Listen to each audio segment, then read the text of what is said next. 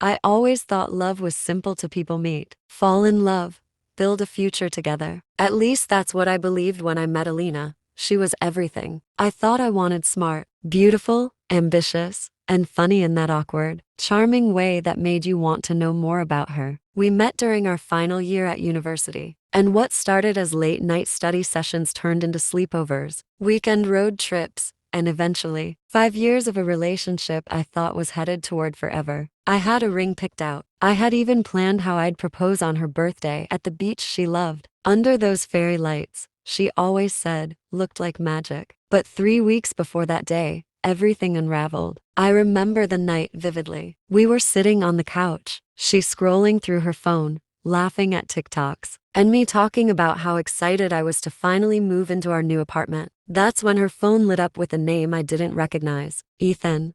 I wouldn't have thought much of it, but the preview of the message said, "Last night was wild. You're still on my mind." My heart sank. I didn't say anything immediately. Instead, I watched, I observed, I waited. The next day, when she said she had to stay late at work, I followed her. She didn't go to the office. She met Ethan at a downtown cafe, hugged him like I was dead to her, and later walked hand in hand to a hotel nearby. I stood there, heart pounding, throat dry, unable to comprehend how easily everything we built meant nothing to her. When she came back that night, she kissed me on the cheek, whispered she was tired, and curled up beside me like she hadn't just set fire to my world. The next morning, I confronted her. She froze. Then, with tears in her eyes, she said, "It was a mistake." A mistake? One night is a mistake. A planned meetup, intimate texts, and a hotel room, that's a choice. She begged, pleaded, said it meant nothing, that she was drunk, confused, lost. But I had seen the way she smiled with him, a smile I hadn't seen in months. Something in me broke, but I didn't yell. I didn't throw things. I didn't storm out. Instead,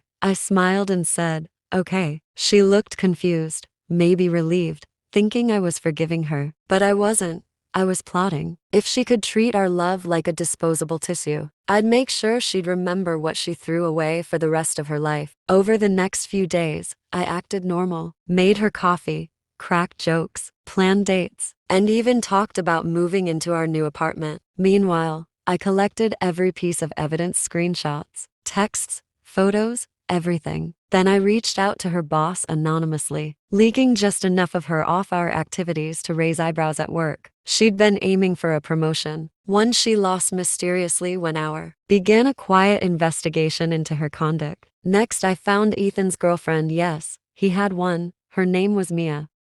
A sweet, unassuming woman who had no idea what her boyfriend was up to. We met at a bookstore, cafe, where I laid out everything. She cried. I listened. And together we formed an alliance neither Alina nor Ethan saw coming. Mia confronted Ethan publicly at his office, in front of his co-workers, with printouts of the messages he'd sent Alina. He lost his job the same week. Alina, meanwhile, was spiraling work stress, tension at home, guilt eating at her. But I wasn't done. I took the apartment lease we'd signed and moved out, leaving her to foot the rent solo. When she begged me to stay, I told her, "You called it a mistake. I'm just helping you live with it." She cried, screamed, apologized, even tried to say I was overreacting. But I kept calm. I walked away without raising my voice once. The best revenge, they say, is to live well and to make sure the person who wronged you watches every second of it. I posted a photo a month later, me on a solo trip to Greece, smiling wide, happier than I'd ever looked with her. The caption read, "Mistakes make you stronger." She saw it. I know because she texted, "I miss you." I left her on read. She showed up at my door 2 weeks later, drenched in rain,